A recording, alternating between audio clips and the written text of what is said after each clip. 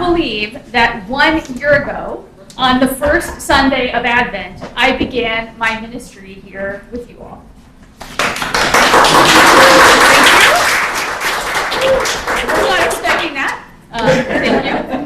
It has passed quickly until I think about all that we have accomplished. The work around the buildings and the grounds, strengthening the already good administrative work that the Bishop's Committee leaders were doing, working on our relationship with the preschool, and your leadership with kicking off fellowship dinners, Bible study, organizing rummage sales / bazaars, and of course, continuing to be generously committed to outreach and justice. It's a lot. And I want to share my joy in partnering with you all. That is the blessing of a small church. It's like Burning Man. Have any of you been? In case you don't know, Burning Man is a big festival in the Nevada desert, and the motto is, don't be a spectator, be a participant. And that is true at Holy Family. Everyone helps and shares their gifts. I have come to appreciate how deeply spiritual, how hungry for deepening faith you are, and how much fun we have together. As I told my spiritual director this week, what else could you ask for from the congregation that you serve?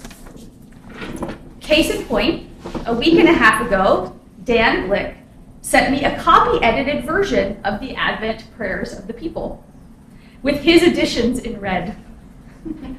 All his edits were to emphasize our human agency and responsibility for making what we pray for true. Dan is sensitive to the tendency to pray to God and then just wait for God to act. That way of thinking turns God into a sometimes arbitrary ruler and us into passive worshipers. So Dan inserted a few words here and there to emphasize our partnership, reminding us that God is ever present as the inspiration and spiritual nourishment for our good and just actions.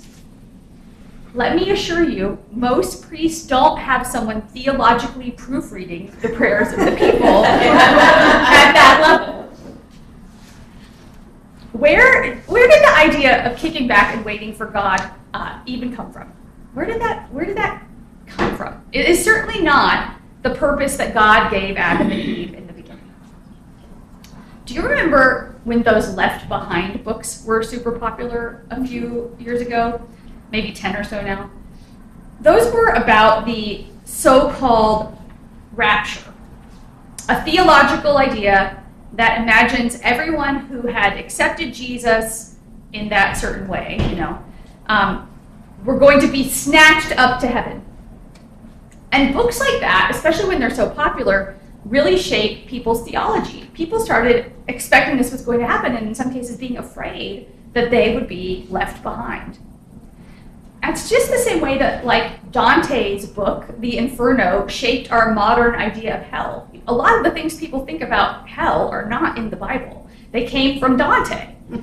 And so that's how these Left Behind books work, right? They made people think about Jesus' second coming in a certain way based on these scriptures that we heard today.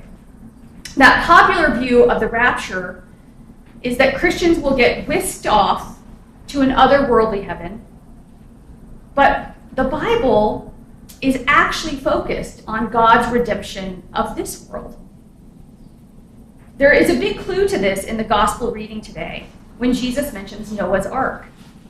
For as in those days before the flood, they were eating and drinking, and they knew nothing until the flood came and swept them all away. So too will be the coming of the Son of Man. Then two will be in the field, and one will be taken and one will be left. In the story of Noah, the ones taken are the ones that are swept up in the flood, a flood that God sends as judgment on human sin and violence. Those who are left behind are those who resist joining the culture of human violence. The proponents of the rapture get it completely backwards. Getting left behind, that's the good part. That's where we want to be. Here, where God's work of building the new creation is underway. Another clue in this story is Jesus' reference to the Son of Man. The Son of Man is a figure from the book of Daniel, the prophetic book. In that book, there are beasts that symbolize the violent, chaotic empires like Babylon. And the beasts are opposed by the Son of Man, which can also be translated the human one. So the Son of Man in the book of Daniel isn't exactly like a divine figure. It's actually symbolic of the whole kingdom of the faithful Israelites who remained true to God in the exile. The Son of Man is the faithful people. It's not one person. And in Daniel, the Son of Man arrives with the clouds of heaven.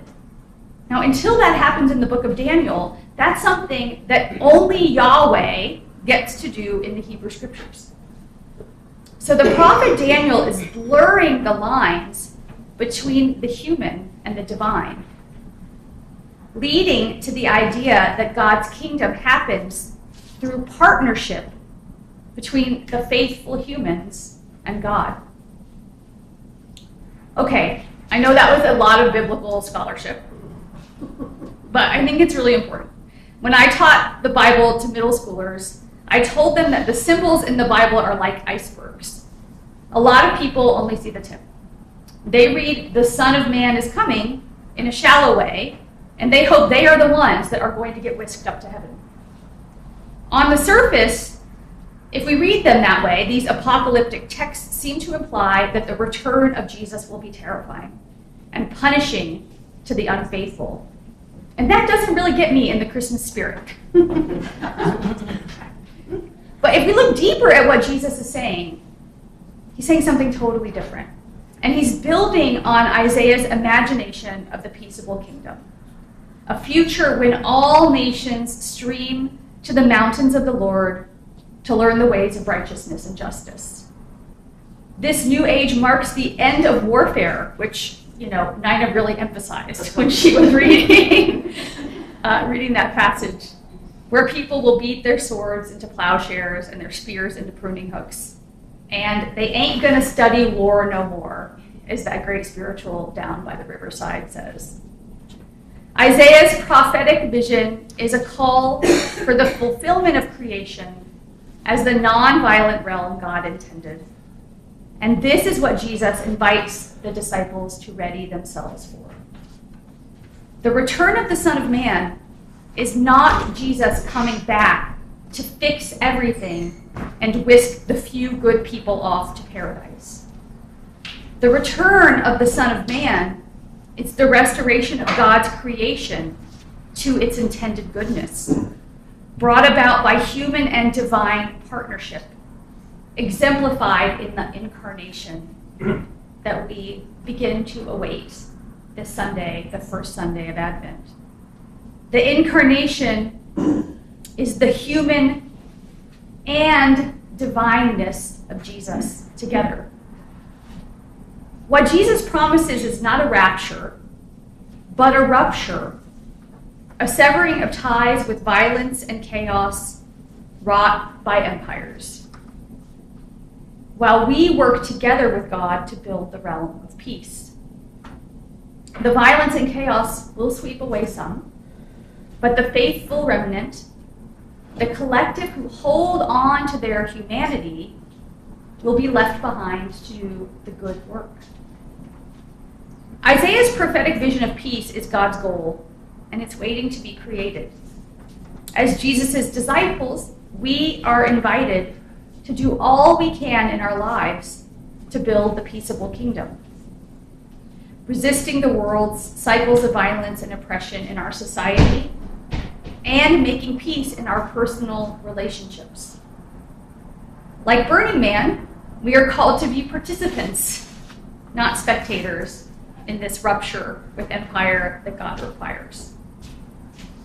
As the season of Advent begins today, and we await the birth of the baby Jesus, who is both God and human, and who teaches us how to live into our own image of Godness. I have always loved today's Advent hymn, Lo He Comes on Clouds Descending. But I'm really thankful that these readings invited me to look beneath the tip of the iceberg, to understand that the Son of Man who is arriving on clouds like Yahweh isn't just Jesus. It's all of us together, called to live out our true humanness, following the example of Jesus, together with God to redeem the world. And Dan has made sure that is what we are praying for in the prayer.